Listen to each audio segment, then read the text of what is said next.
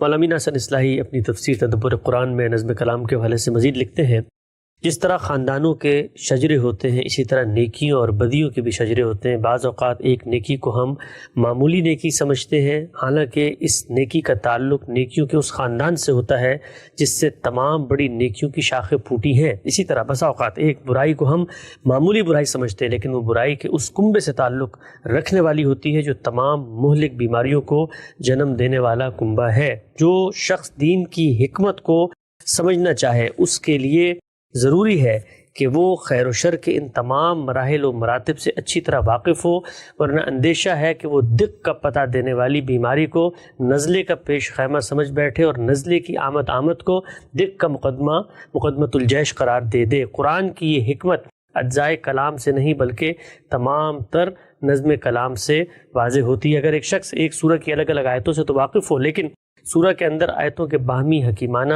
نظم سے واقف نہ ہو تو اس حکمت سے کبھی آشنا نہیں ہو سکتا۔ ہم سب مولانا نے بڑا اچھا خلاصہ کر دیا ہے چیزوں کا۔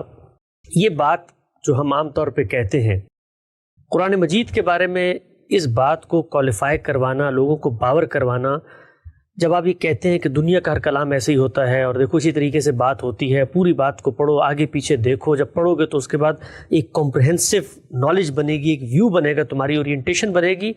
عام طور پہ جو لوگوں کو بات چبھتی ہے، تنگ کرتی ہے، وہ کہتی ہے کہ بھائی یہ سارا کام تو دنیا کی نارمل کتابوں میں ہو رہا ہوتا ہے، اس کتاب میں تو یہ دنیاوی جو ٹولز ہیں اس سے اوپر اٹھ کے کوئی موضوعاتی پہلو ہوتا ہے کہ مثلا آیت آ گئی ہے، بس آیت کے اندر ہی پورا جہان مانی ہے، چاہے اس کو کاٹ دو آگے سے، اس کو غور و فکر نہ بھی کرو۔ تو دنیاوی کلام سے جب ریزمبلنس دی جاتی ہے تو لوگ کہتے ہیں پھر اللہ کے کلام میں اور دنیا کے کلام میں فرق کیا ہو؟ تو پھر آیت کی بھی کیا ضرورت ہے؟ وہ بھی نہ آتی، براہ راست ہی اللہ تعالیٰ آدمی کے دماغ میں بات ڈال دیتے۔ بہت اہم بات۔ جب وہ آیت آئی ہے تو اب لفظ بھی عام ہو گیا، جملہ بھی عام ہو گیا، اب صرف و نحو بھی عام ہو گئی، اب زبان کے قواعد بھی عام ہو گئے، تو اب تو یہ ساری چیزیں عام ہو گئی۔ تو اس لیے خواہ آپ آیت پڑھیں یا پوری سورہ پڑھیں، یہ سب کام تو کرنے ہی پڑیں گے۔ اس لیے یہ بالکل ہی احمقانہ بات ہے، میں اس پہ کیا تبصرہ کر سکتا ہوں۔ قرآن مجید نے خود اس سوال کا جواب دیا ہے کہ وہ کسی ایسی زبان میں نازل نہیں ہوا جو عرش پر بولی جاتی ہے۔ اس نے کہا بے لسانک، اے پیغمبر یہ جو آپ کی زبان ہے اس میں ہم نے اس کو نازل کیا ہے۔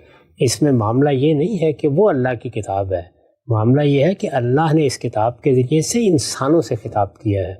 تو انسان اپنے علم، اپنے فہم، اپنے معمولات، اپنے ذوق کے لحاظ سے چیزوں کو سمجھے گا، وہ اس سے مختلف ہو ہی نہیں سکتا۔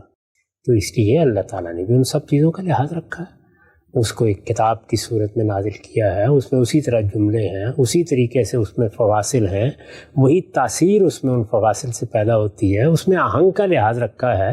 ان سب چیزوں کی کوئی ضرورت نہیں تھی۔ یہ ساری چیزیں وہی ہیں جن سے نفس انسانی واقف ہے۔ یعنی میں آہنگ سے متاثر ہوتا ہوں، میں الفاظ کی موسیقی سے متاثر ہوتا ہوں، مجھے فواصل ایک خاص طریقے کا توازن ذہن میں منتقل کرتے ہیں، اسی طرح جملوں کے باہمی ربط سے میرے اندر ایک تاثیر پیدا ہوتی ہے۔ تو یہ ساری چیزیں میری ضرورت ہے، ان کو سامنے رکھ کے اللہ تعالیٰ نے کلام کیا ہے، تو اس بات پر تو کوئی تبصرے کی بھی ضرورت نہیں۔ نقطہ بالکل واضح ہو گیا۔